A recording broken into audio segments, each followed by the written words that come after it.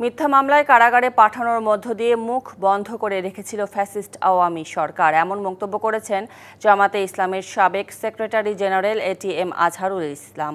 দুপুরে রংপুরে তারাগঞ্জে শুকরানা সমাবেশ ও ঈদ পুনর্মিলনী সভায় তিনি এসব কথা বলেন।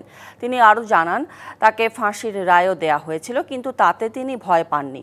সত্যের পক্ষে উচ্চস্বরে কথা বলে ন্যায়পূর্ণ সমাজ প্রতিষ্ঠায় কাজ করে যাবেন বলে মন্তব্য করে তিনি বলেন, 5ই আগস্ট বাংলাদেশ মুক্ত হয়েছে ঠিকই, কিন্তু এখনও ষড়যন্ত্র চলমান। এ সময় তাদের প্রতিহত করতে সবাইকে ঐক্যবদ্ধ থাকার আহ্বান জানান তিনি।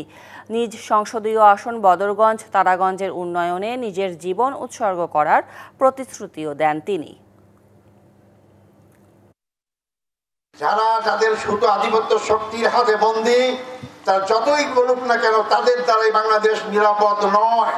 তাই বাংলাদেশের জনগণের মধ্যে থেকেই যারা বাংলাদেশের জনগণের মধ্যে কাজ করে, তারাই আপনাকে নিরাপত্তা দিতে পারে, তারাই দেশের স্বাধীনতা সর্বহৎ রক্ষা করতে পারে, তারাই দেশের সীমানা রক্ষা করতে পারে।